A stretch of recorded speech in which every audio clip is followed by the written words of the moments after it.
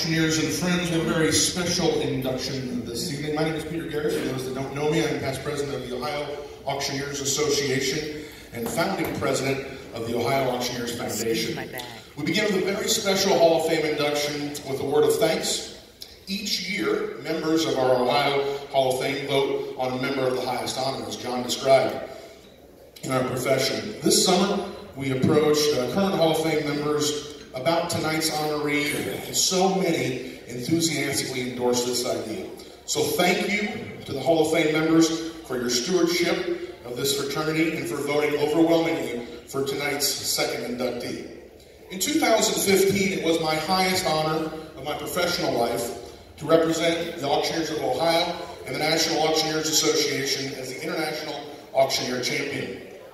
Each time I would present to groups of auctioneers around the country, I would mention my humble upbringing in a rural Van Wert County farm, and without fail, after each and every one of these presentations, an older auctioneer, sometimes elderly, would approach and would ask me if I knew about the legendary, or if I personally knew the legendary Angus auctioneer, who also lived in Van Wert County, and his name was Paul Good. While the Gehres family and the Good family had some overlap, my auction career began in 2005, just as Paul was exiting this world. However, there's been countless stories I have heard over the years of his achievements, his accomplishments, his love for the auction business. It made me very proud to follow, even in a small way, in his footsteps. So it is my honor tonight to help induct Paul Good into the Ohio Auctioneers Hall of Fame. Last year, it was at one of those Auction Association events that I was generously introduced by a friend as the most famous auctioneer from Van Wert. While I am grateful for such praise, I believe it is time to set the record straight. Ohio auctioneers have long enjoyed a national reputation for excellence in the art and science of auctioneering. Before Kevin Wynn and Brent Simple, before Mike Baker, before Penny Worley and Dick Kiko and Merlin Woodruff, before Steve Andrews, before the Rose Sisters, before Greg Rice, before Andy White and Joseph Mast, there was Paul Good. So to help me with this introduction and to give a snapshot of the remarkable auction life, I've invited someone who also is special to me and was closely mentored by Paul Good for a number of years. Bill Sheridan is past president of the Michigan and National Auctioneers Association. He has also won the Michigan International Auctioneers Championship and currently serves as treasurer of the National Auctioneers Foundation. He's also been inducted into both of those Hall of Fames. It was at one of these educational classes in 2016 that Bill, like so many others, came up to me and asked, "Did you know Paul Good? And let's talk about the legendary auctioneer from Van Wert." So to help me, please welcome Bill Sheridan.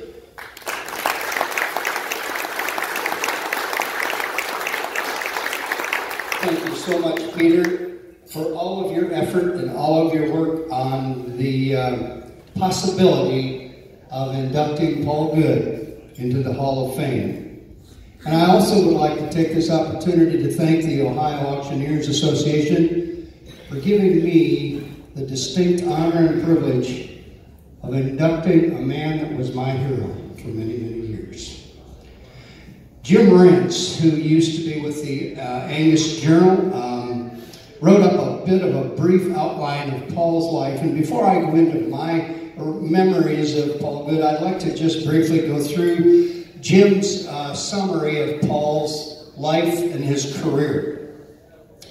For 35 plus years, Paul Good spent auctioneering purebred Angus cattle sales, and then later sold several of the leading Arabian horse sales in the country, as well as in the beginning of his career, he sold many hog sales, one of which was on our home farm in Mason. He assisted a gentleman by the name of Mark Pickle, and you may remember Mark pretty well, Kevin, but Paul worked the back end of some of those Hampshire hog sales with Mark Pickle, and it was always fun to hear those guys.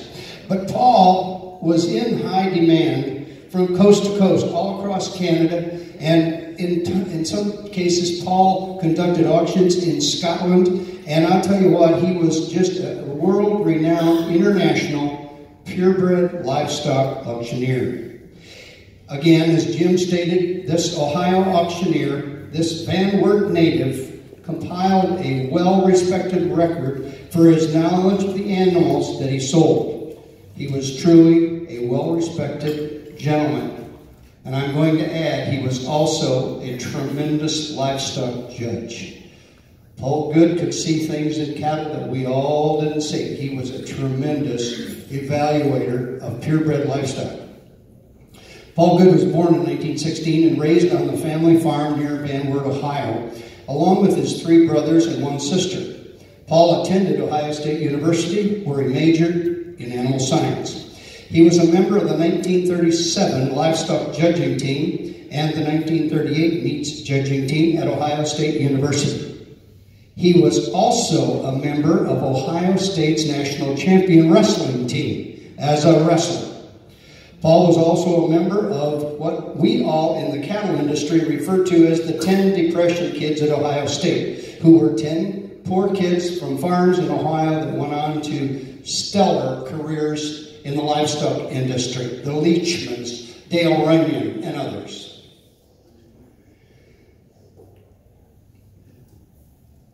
Paul's brother Byron and Don also graduated from Ohio State University and were well-known judges and educators. Byron, of course, was on the staff at Michigan State University and happened to be one of my major professors while I was in school.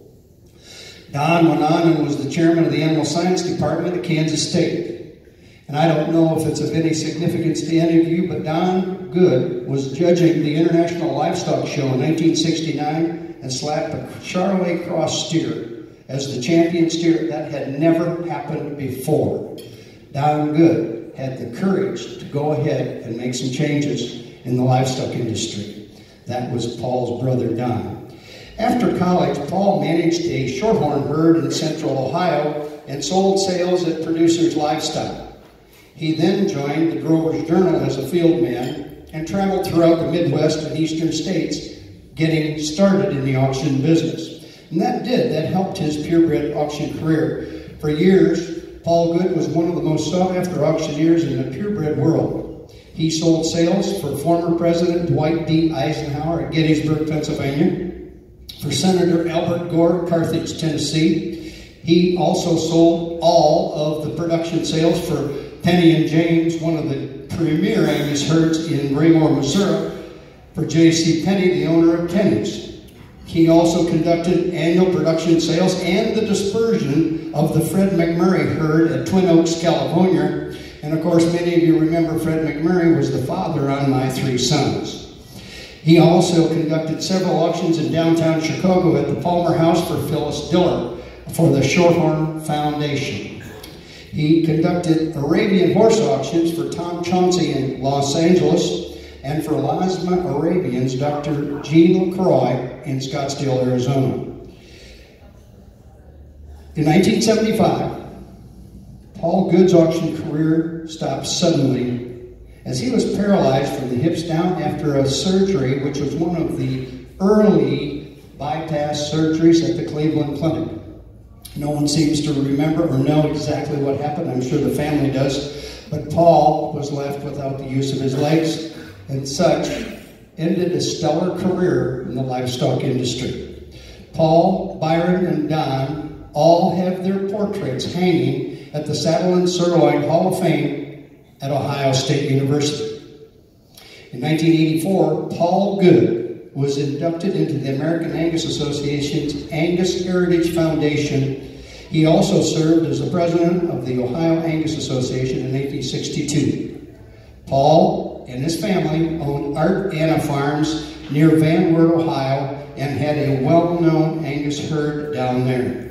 Again, Paul passed away on March 5th of 2005, respectfully submitted by Jim Rentz, and I thank you, Jim, for that. I also have a letter from a gentleman that many of you know.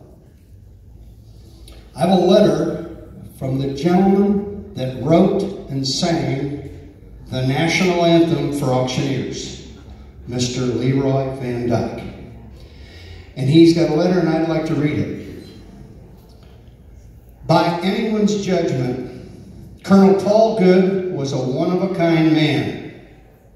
In my 3 years as a field man for the Drover's Journal, or the former Corn Belt Dailies, I had the opportunity and distinct privilege to work the ring for Colonel Paul Good and many purebred cattle sales. He was always the consummate professional. He was very articulate, and in some instances, when Paul knew that an animal's worth was not being properly recognized, he would not hesitate to explode into a well-presented oratorical tirade that always directed the attention of all buyers to the business at hand with positive results. And I had the privilege of working with the Drover's Journal for a few years behind Paul Good, and I can tell you, we knew what he was talking about when he went on a tirade. But every time, without exception, when Paul saw a flaw in the pricing of a bull or a female, the price went up. The price of poker went up. Away from the auction block, Paul Good was well versed in almost any subject that you might bring up, from politics to collectible art.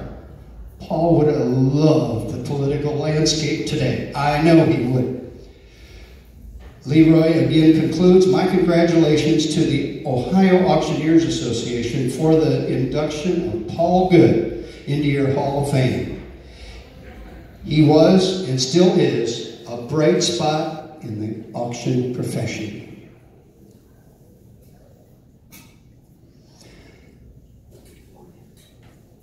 My father was a registered Angus herdsman at Great Oak Stock Farm in Rochester, Michigan, which was one of the top Angus herds in America. Paul Good was always the auctioneer for that fall production sale. And back in those days, there weren't Hilton Inns on every corner, and so oftentimes the auctioneer and the ringmen traveled by train sometimes, and many times by car, and they would stay at the manager and the herdsman's house. And I can remember several evenings with Paul Good in the house with my mother and dad. And what a thrill. He was my idol and my hero in the purebred livestock auctioneer world. From 1955 to 1975, he was one of the 3 top auctioneers in the American Angus Association that handled 90% of all purebred cattle sales. Hamilton James, Paul Good, and Ray Sims, and of course, you remember Ray Sims, he was the good old boy from Arkansas. But I've heard it said by my father and others that when you got started in the Angus cattle business and wanted to have a production sale in the fall, you better check Paul Good's schedule. Because for one, you wanted to have that skilled auctioneer on the microphone to sell your cattle. But number 2, if you didn't hire Paul Good and hired another auctioneer, all of the Angus people would be at Paul Good's sale, not at yours. Am I right, Kevin? That's the way, that's the power and the authority that Paul Good represented in the Angus industry. Another thing that as I kind of put together my comments this evening, Paul Good exemplifies what we learned in auction school and what we hear at seminars, and that is a good auctioneer has got to have product knowledge. You have got to be an expert in what you sell.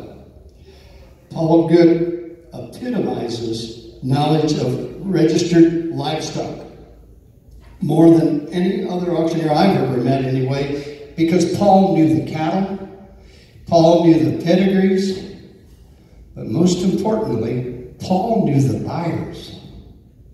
And when Paul pulled that sale together, he knew who was there to buy heifers, he knew who was there to buy bulls. And when the day was over, they bought them under Paul's tutelage. I know I started in the auction business because I wanted to be an auctioneer somewhat like Paul Good, and I was working with the Drover's Journal.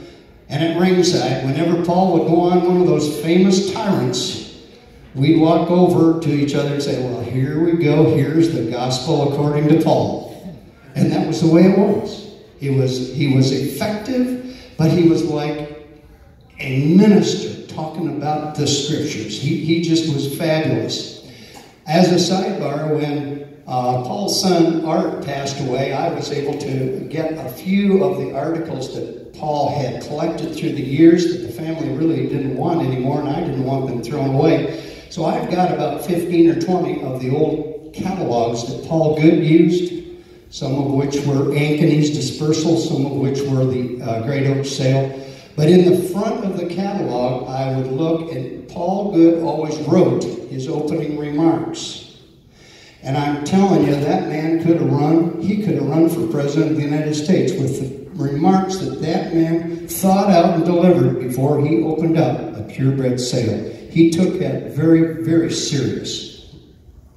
Another little poem comes to my mind to exemplify Paul Good. And that is, auctions are the voice of the marketplace. Auctioneers are the sound of that voice. And the auctioneer's chant is the signature of our craft. And Paul Good exemplified the marketplace. When Paul Good started a sale, he created the market. And that's the responsibility of the auctioneer. And I tell you, Paul did it very masterfully. A couple things that I'll share with you that Paul was not. Paul was not a car auctioneer. He was not a real estate auctioneer. He was not a personal property auctioneer. He was a purebred livestock auctioneer, and he was a good one.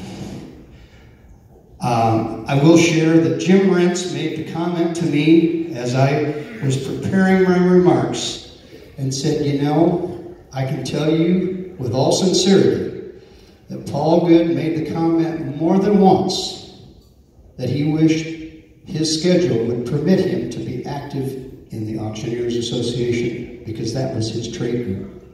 But if you ever looked at Paul Good's schedule, folks, there was no way that would ever happen. But Paul was a very, very strong, he had a strong conviction for the trade association that represented the auction profession, and it is indeed my honor and my privilege to be a part of the induction of Paul Good into the Ohio Auctioneers Association Hall of Fame.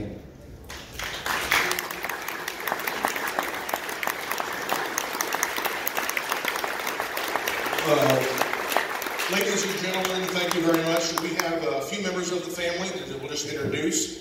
His daughter, Ava, is up front. We thank you for being here all the way from America. We have a number of cousins on Paul's wife's side, is that correct? Polling's in the back. That's a good Van Wert County and Mercer County name back there. So there'll be some folks back there. Appreciate that. And ladies and gentlemen, it is our custom to award a new Hall of Fame inductee a trophy and a pin and other remembrances. Given that Paul has gone to glory, we felt a memento of a great auction life that each of us could have and hold to be more appropriate. Darren and Karen are going to be passing out a number of envelopes. In those envelopes, you will find, if somebody at the table will open them, excuse me, you will find a coin. And on that coin has one of Paul's most famous phrases, "Charge on, have no fear." And he would say that during the auction to encourage the ringmen, to encourage the bidders. And so we ask that each of you take one of those coins and think about it. As we go into 2019, the year full of auction promise, we encourage each of you to charge on and have no fear. Build a legacy of excellence that is the foundation of our Ohio auction profession. God bless each of you. Thank you for your time and attention, and thank you for a great induction here this evening.